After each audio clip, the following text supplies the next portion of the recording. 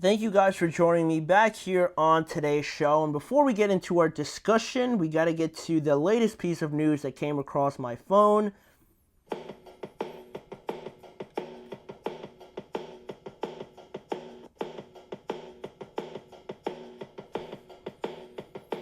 All right, so the breaking news, right? The news that I just came across my phone came from Cooper Kupp on a social media post regarding his future with the Los Angeles Rams, right? From his official account, Cooper Kupp said, "I was informed that the team will be seeking a trade immediately and will be working with me and my family to find the right place to continue competing for championships. I don't agree with the decision and always believed it was going to begin and end in Los Angeles. Still, if there's one thing that I have learned over the years that are so many things that are out of your control, but it is how you respond to these things that you will look back on and remember. I have taken so much pride in playing alongside my teammates for the Los Angeles community. So thank you for embracing my family and making this such a special place for us. 2024 began with one of the best training camps of my career. Preparations start now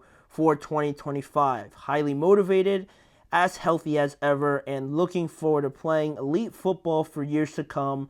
Love you guys, but coming for it all." So, Cooper Kupp on the trade market officially. The Rams have informed him, apparently, that he will be on the move. When, where, who will it be? We don't have the answer to that obviously right now, but another piece of news, another announcement that I was not expecting.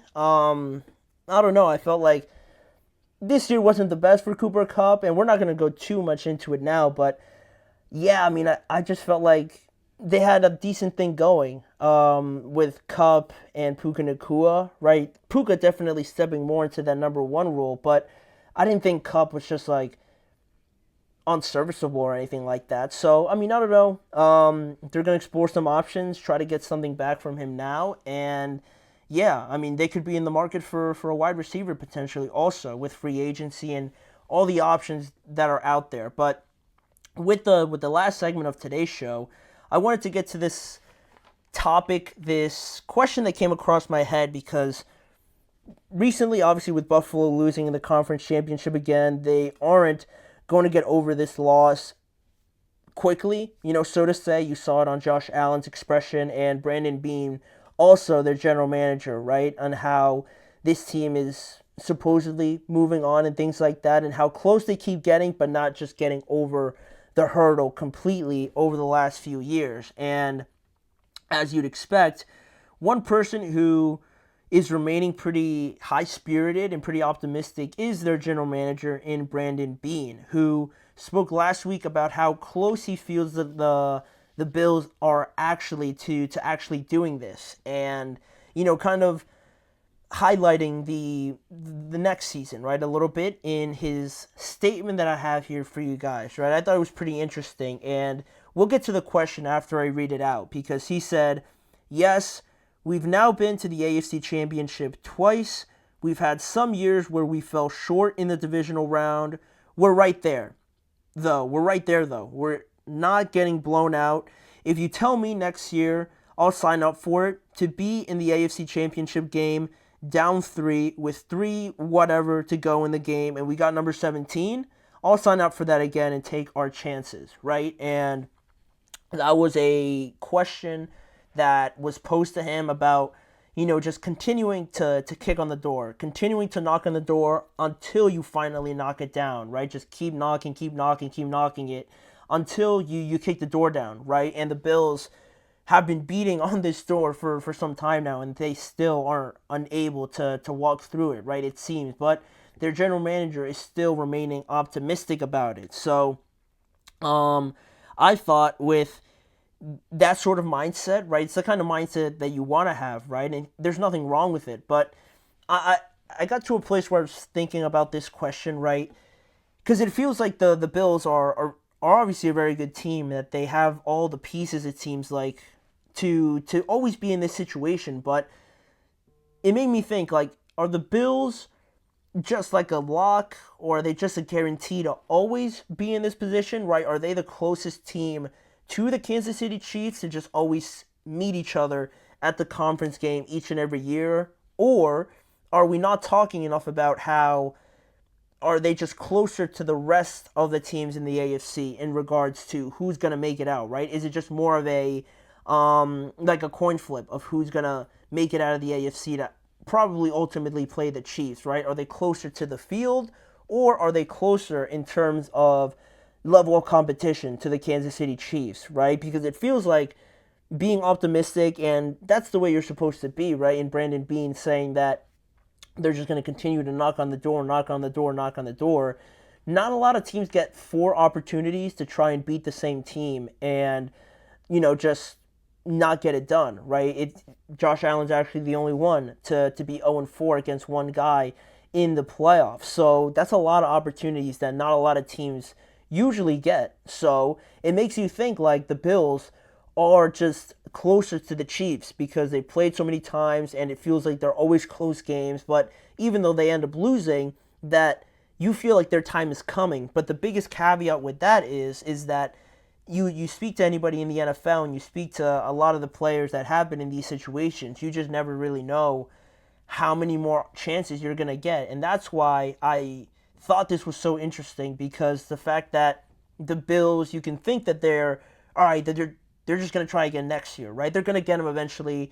They're going to go back there again next year. But that's really not the case, especially when you're in the AFC, I believe, right? With like MVP caliber players like Lamar, Joe Burrow, good teams, just overall, right? Great quarterbacks in the AFC. It's no guarantee that you're going to be back there again just next year, right? So in terms of the question, I feel like the Bills are closer to the field than they are just directly with the Kansas City Chiefs, right?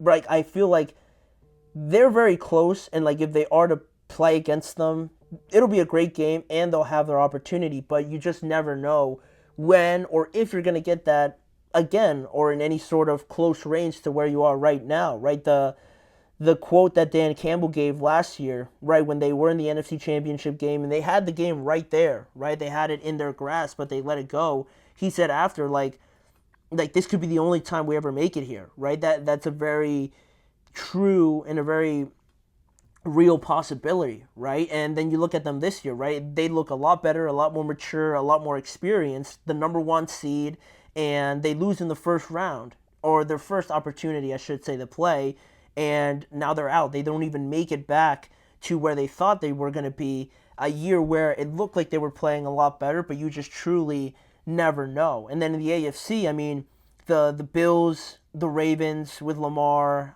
Joe Burrow, he wasn't even in the playoffs, but I can't expect him to just be out of the playoffs each and every year. He's going to go back, and, in the playoffs, when you have a quarterback like that, it gives you an opportunity to beat anybody, right? He's one of the only ones to have beaten Patrick. He's the only quarterback actively to have beaten him in the playoffs. So you got to take that into account.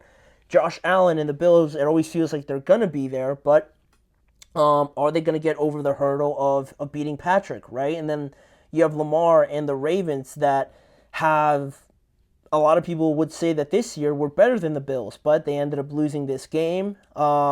They've had their matchups against Patrick, but they've also come out short. I think all of them are a lot closer to themselves in their own group rather than any one being close to the Kansas City Chiefs, right? Because I think the Chiefs, I think it's a safe bet to say that they're always going to be probably at the AFC conference game each and every year, and I don't think the Bills are actually closer to them at all. I think it's the Chiefs, and then I think everybody else is down here. I don't think the Bills are really like the next best team right up to the Chiefs. I just don't know. I think there's a lot of uncertainty with something like that, and I think it's a lot more wide open because of the fact that we mentioned those teams, but then you also have teams like the Broncos who are ascending. They have a good young rookie quarterback and a great defense. The Chargers have another great defense. They have a good quarterback. They just need, hopefully, for the best of me, for everything, that they get some help around Justin Herbert, and I expect them to, so they're going to be a lot better. The Texans played pretty close with the Chiefs. If they didn't shoot themselves in the foot, who knows what would have happened with that game, right? And the Steelers are always there, but I don't want to get my hopes up. So you have a lot of decent teams in the AFC that will make a push for it. And I think it's become pretty evident, especially this year where the Chiefs were probably doubted as much, or at least as much as they were last year with the struggles they had last year, and then this year also being in all these close scored games, that I think it's shown us that it's really, again, the Chiefs, and then I think it's just everybody else. I don't think it's so much that the Bills are right there, so that they're always going to be right there, right? I think it's more of a crapshoot in that regard. Like, it's always going to be the Chiefs. You're always going to pick them out, but then it's just going to be like a random draw out who's going to play them in the AFC Championship game, right? I feel like that's where I stand on Brandon Beane's comments about, just continuing to knock on the door. You always want to have that mindset, but realistically, it's going to be very tough for them to just get back there again, right? I think the Ravens are going to get better. The Texans are going to get better. The Chargers are going to get better. The Bengals have to get better. I don't think they could play much worse. So it's going to be tougher, right? And I think the Bills had a great opportunity this year. That's why I made it seem like such an emphasis that it has to be this year, right? Like, this opportunity for them, they changed their identity. They made it a lot more run heavy, a lot more heavy personnel with the sole focus of beating the Chiefs, right? And the fact that they didn't get it done, it's hard to say that they can get that much better. Maybe they can improve at wide receiver or something like that, but it's hard to imagine they're going to get exponentially better like I think all these other teams can. Maybe other than the Ravens, but the Texans are going to get a lot better, and all the teams that I mentioned before, it's tough to imagine that for the Bills. So if you couldn't get it done now, right, there's no guarantee that you're going to have the exact same opportunity next year, right? So that's kind of where I stand on it. His comments made me think about, are the Bills actually going to be there next year, right? They've had a lot of cracks at it. I don't know if they're just going to be there next year. It's a good mindset to have, but realistically, I don't know. I can't just confidently pick one of them. I think it could be any of them, of the Ravens, the Bengals, the Chargers, or any of those teams, quite honestly. So it wouldn't surprise me that any of those teams kind of make it out to play the Chiefs next year. So, that's kind of where I stand on that. And, that was the last challenge the Chiefs had to face in this playoffs. And now looking forward, we have the Super Bowl coming up this upcoming Sunday. So the rest of the week, I'm sure I'm going to incorporate some sort of thing around the Super Bowl. But for the time being right now, that is everything that we're going to get to on today's show. I want to thank you guys for joining me on today's episode. And please remember to like, follow, and subscribe to the Chip Shot Football Podcast, and follow the network on all forms of social media, obviously, but also checking out both YouTube channels, the GSMC Sports Network channel and the GSMC Podcast Network channel, to catch more of this show and more coverage around the NFL with me, Manny Maradiaga, as your host, joining you each and every weekday at 6:30 p.m. Eastern Time. I hope to see you guys all back here again tomorrow, where we're going to discuss some more on Cooper Kupp, some more storylines around the NFL, and more things just on the National Football League when we come back again tomorrow.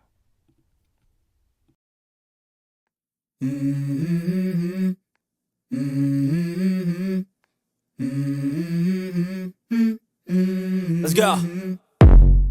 I wake up to a little bit of drool on my pillow, feel like it's gonna be a bad day. Yeah, I'm tired of shit, and the coffee ain't hit yet, damn, ain't that great. I don't wanna go to